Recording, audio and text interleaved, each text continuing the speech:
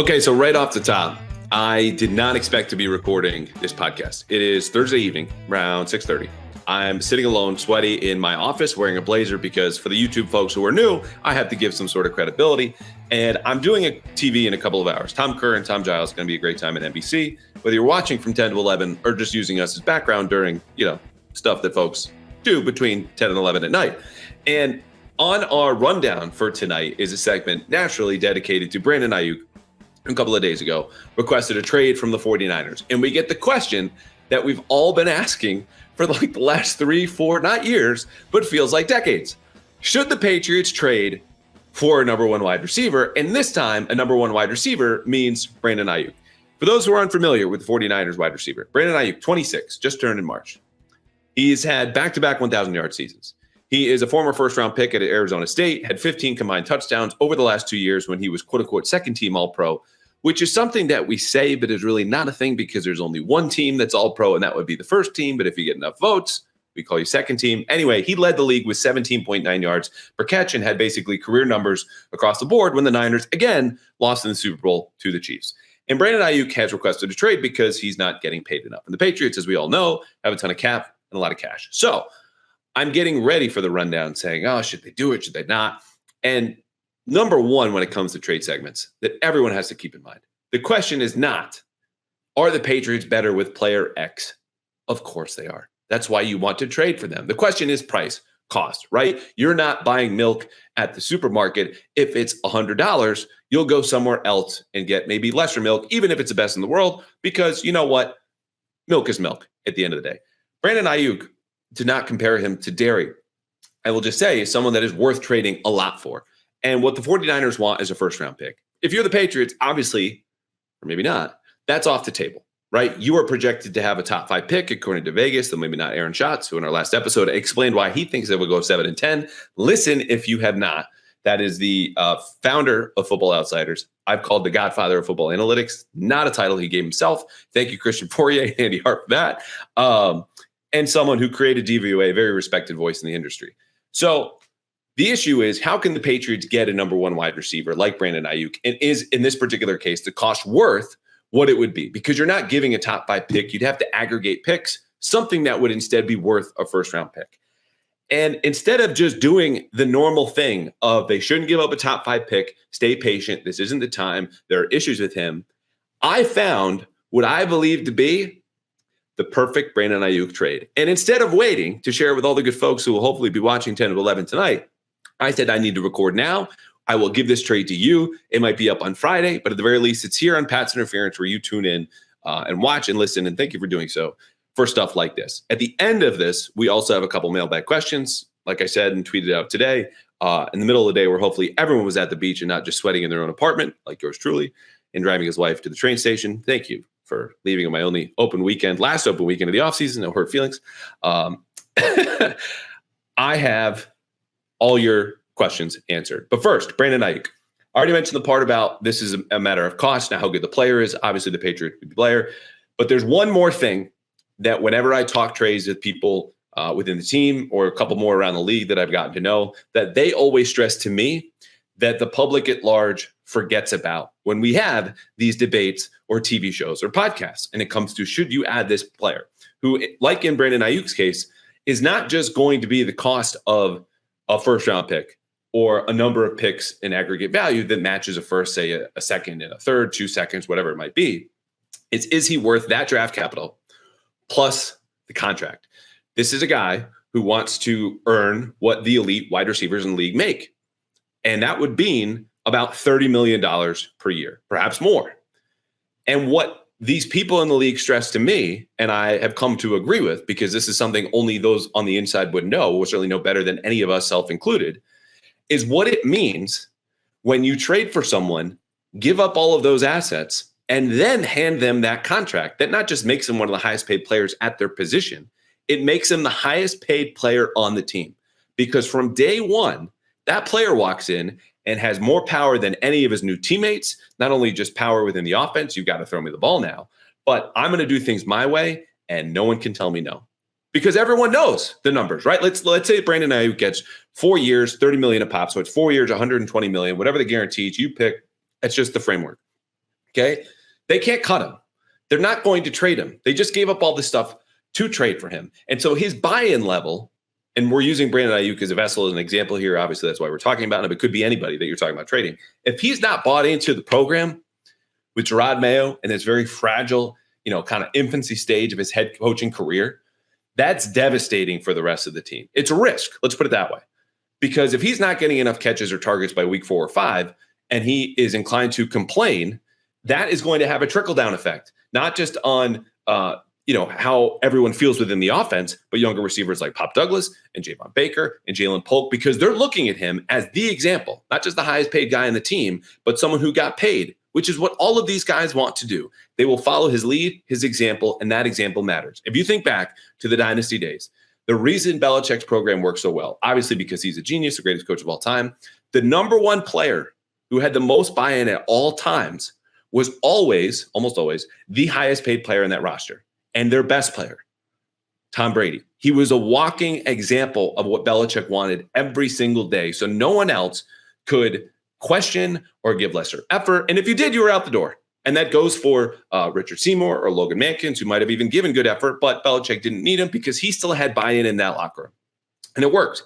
So those are the things I say, not because Brandon Aiyuk is going to complain in week 4 or 5, but that the team, the Patriots, and any other team looking to acquire him are going to try to project, how will this guy fit? This is what it comes down to. Not just your fit within the offense. Brandon Aiyuk can play outside, he can play inside. What does it look like when we give him all of this money and empower him to be here for a long time, to be valued not only within this organization, but within all football? And the easiest analogy is just to think of your company sent out a press release next week that this dude who you don't particularly like, but is good at his job, will say he's a salesman. Sorry to all the salesmen out there. First name Jack, last name S. And they say, we've signed Jack to a 4-year, call it a $2 million contract, whatever fits. And you think, now, I didn't like this guy before, but this announcement, not just our company, but the whole industry, is going to indulge all of his worst tendencies because that guy knew he was good before. And now the head of the company has just made sure that everyone else in the world knows. So they get to do what they want in the office, emails, Zooms, whatever it might be. That's what it is here in a competitive environment with a lot of macho alpha egos. And you just said, he's the silverback. He's our best player.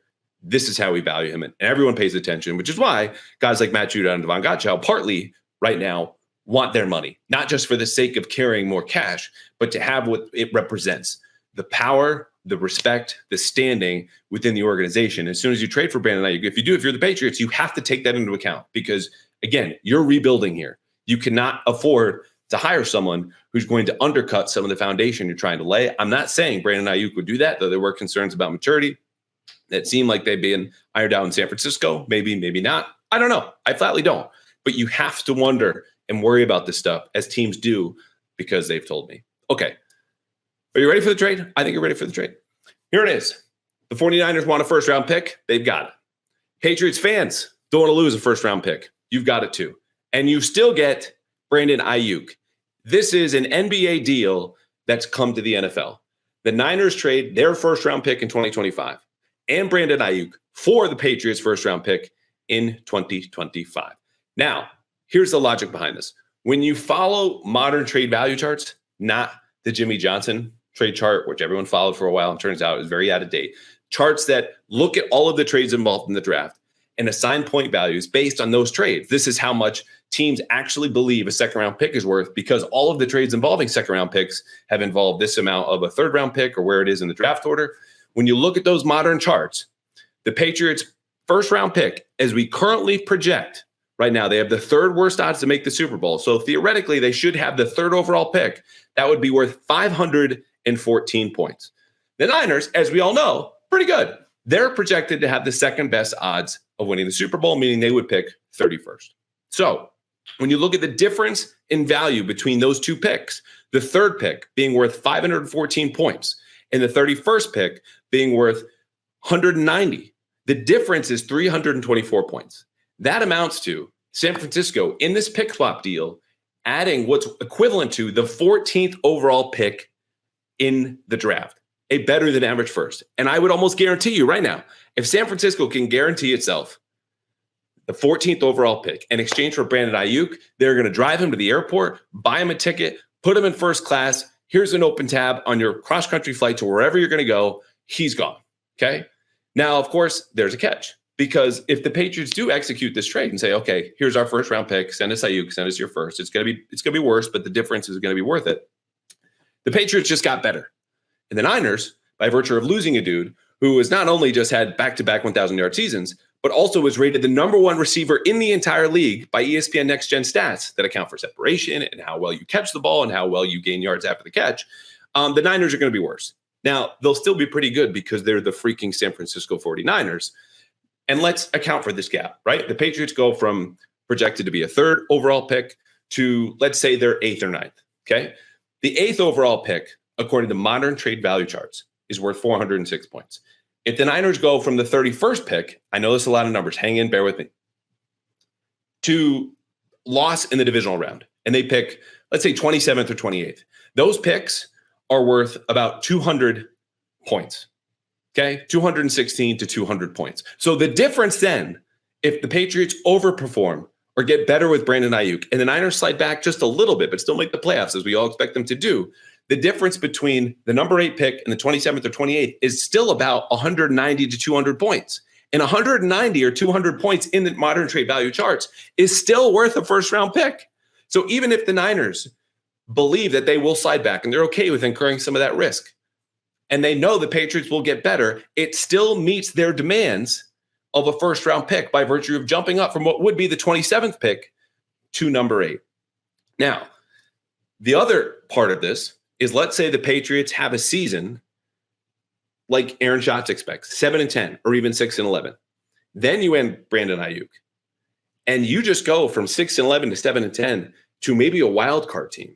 And the Niners, even if they win the Super Bowl, aren't moving up into the top 3, are not moving up into the top 10.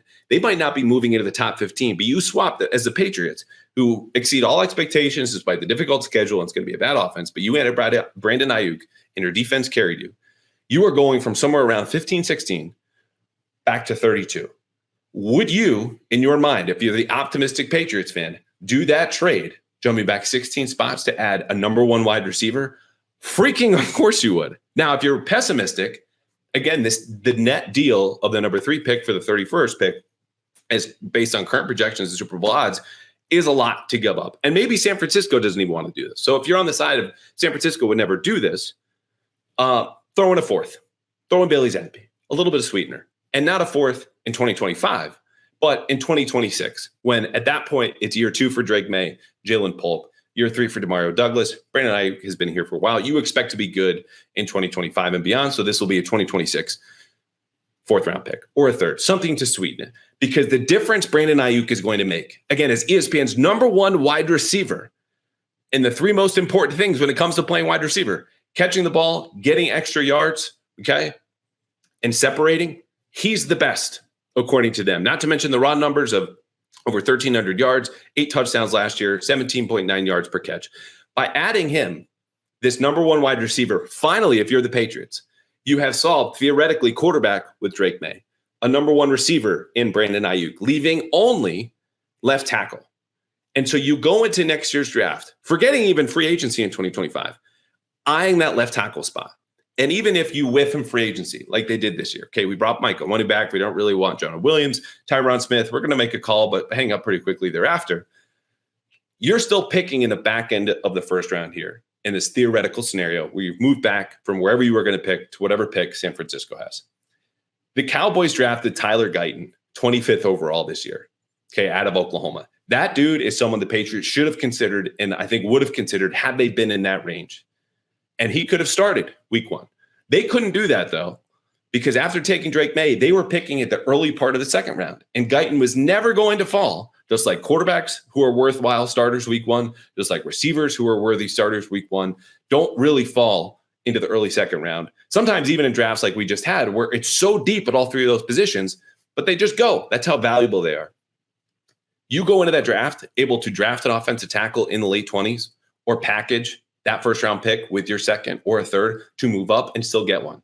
And within less than a year's time, you have solved the 3 biggest holes in your roster with Drake May, Brandon Aiyuk and this rookie offensive tackle, and you are ready to take off in 2025, year 2 of the Drake May era, with all this cash and all this cap, to a number 1 wide receiver, a left tackle that can grow with this quarterback, and you can fill in all the other holes in free agency.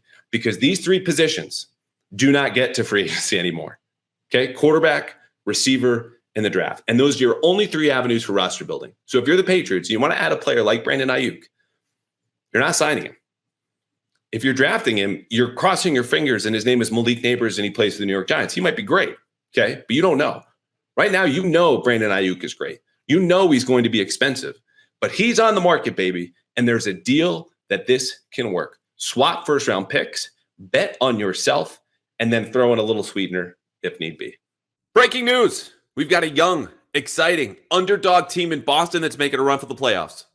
No, it's not the Patriots. Well, not the Patriots yet. It's the Red Sox. And if you've been following this season, you know that the Red Sox have been a hotter ticket ever since the season started. I want you to get down to Fenway with Game Time, an authorized ticket marketplace in Major League Baseball, where you will find killer last-minute deals, all in pricing, including those pesky fees, views from your seat, and the lowest price guaranteed. Guys, you've heard me talk about Game Time before. And look, whether you are in New England, whether you're down in New York, whether you're out on the West Coast, you can browse through the Game Time app to find any seat you want. Customize your spot, flash deals, zone deals. I've done this before, gone to a Yankee series. You could go to a makeup date, whatever it is to get you back into baseball with one of the best seasons we've had so far, especially for the Red Sox. And you can do this, again, with the lowest price guaranteed. I don't care where you get your tickets, but they should be now with the Game Time app, which you can download right now. Create an account and use code CLNS for $20 off your first purchase. Terms do apply. All you need to do is create an account and redeem this code, CLNS, for $20 off your first purchase. It could be MLB, WNBA, concerts, etc. Just go to Game Time today. Find last-minute tickets in the lowest price guaranteed. There it is. Okay, mailbag, and we'll get out of here. Just 3 questions. Pat, season ticket holder since 1969. Cole, I don't like Duggar playing modern fast tight ends on third down like Dalton Kincaid, assuming playing against him. Does his system knowledge make up for the lack of speed to play free safety? So Kyle Duggar is a box safety. We know this. We've seen him. He's been in the second level. He levels dudes in a way that you don't see many safeties do. In fact, you see like linebackers, which makes him a box safety, a hybrid safety / linebacker. What I would say is I agree with you. He's not particularly strong in man-to-man coverage against tight ends. That could be an issue for the Patriots moving forward because his game overlaps so much with Jabril Peppers and theoretically Marte Mapu, who is a big question mark in this defense that I think right now is being under discussed, but moving on. He can play free safety in a way that, you can get away with, let's say, a utility guy playing second or third base when he might be a little out of position for the last 3 innings of a baseball game because most of the game's already there, right? Like he's good enough to do it in a rotation. And what I think the Patriots are planning on doing, as they did a year ago, is to rotate Peppers, Duggar, and perhaps Mapu, Jalen Hawkins, don't forget about him, in a way that they'll all take 20 to 30% of the snaps at that position and spin back in single high, but none of them will do it often enough to get exposed. Now, it's never going to be a strength, but they do have the system knowledge you talk about. They have good instincts, which is why Belichick always drafted players like, not even Duggar, but I would say Juwan Bentley, slower linebackers that were a step ahead because they knew where the play was going. That will be in play enough. It's just that they're not going to be there long enough to get picked on consistently. And if you don't know as an offense who's going to be back there, that's also another issue. So again, I think they're patching it together. I don't love it. I would feel better if they did a full free time safety, but specific to your question, yes, instincts, experience do come into this. And I think the play last year worked well enough that's why they're running it back. Ed, quote, where would you rank the quality of the Pats roster right now as opposed to the rest of its AFC opponents? And is today's roster better than last season's at this point?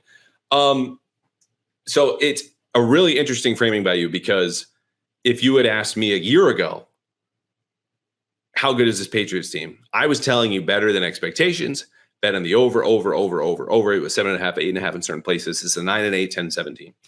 And I was wrong. I was loud wrong, right? A lot of us were, but specific to me, my podcast, I was loud wrong. And we didn't know it yet. We could see, and I remember writing at the time in August, Bill O'Brien is calling this game in Green Bay. Or no, excuse me, it wasn't against Green Bay. It was their first preseason game against Houston. Ton of RPOs, lots of screens. They have injuries along the offensive line.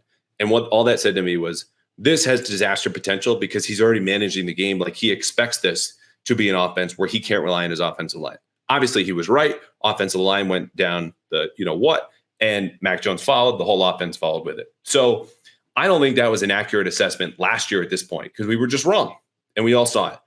I would say this is a better team because I think the pieces fit a little bit more. The weaknesses are more identifiable, or we realize the risk that the Patriots, have with a bad offensive line. Jacoby Brissett is going to smooth things over as much as he can. He's not a ceiling raiser, but he is a floor raiser. And for that reason, in addition to, I think they know their team a little bit better than the Patriots did a year ago, certainly better than I did. You can work around the pitfalls as opposed to finding where they are in August and then playing catch up for the rest of the season as your quarterback breaks and the offense goes down. If your quarterback breaks, meaning Jacoby Brissett now, you at least have a top 3 pick going in there who might make a ton of mistakes. But the ceiling on Drake May is obviously higher than I think we ever saw from Mac Jones.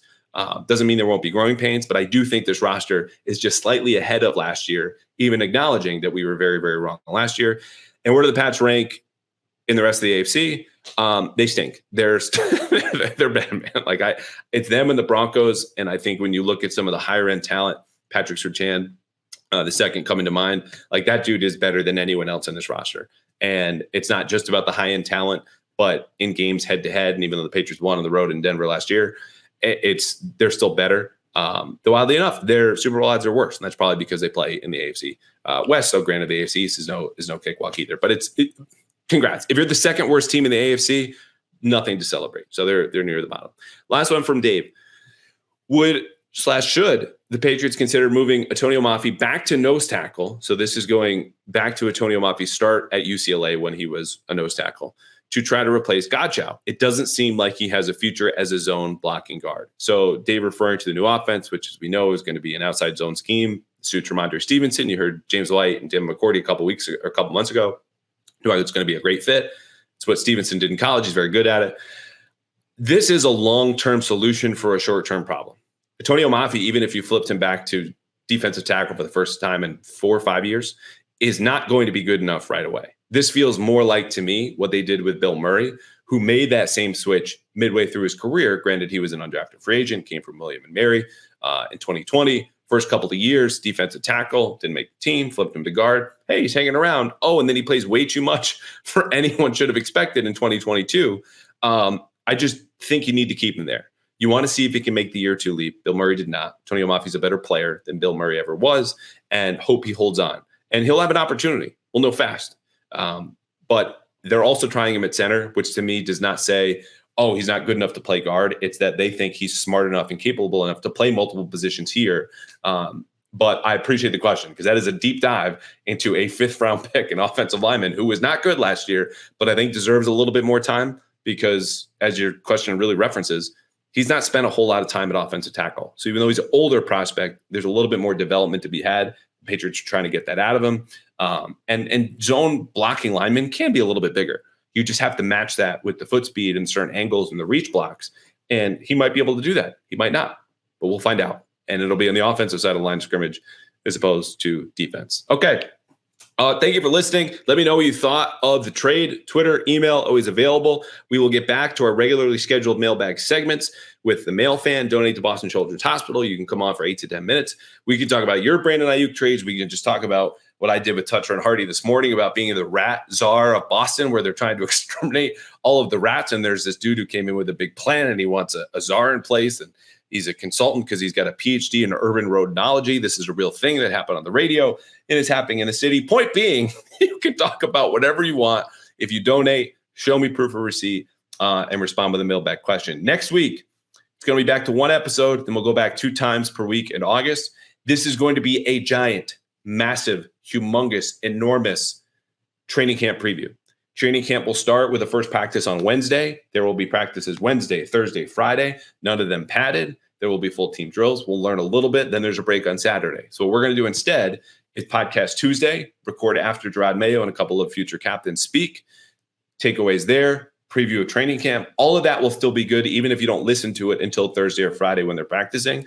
Then you will not hear from me until the following week, because at that point, the Patriots will be in pads. We'll have 5 to 6 days of information to work with, trends that will develop, winners, losers, all that stuff. So stay tuned for a giant training camp preview next week, more training camp analysis the week after, and some new segments and guests as I promised weeks ago. All right, enjoy the weekend. Be good.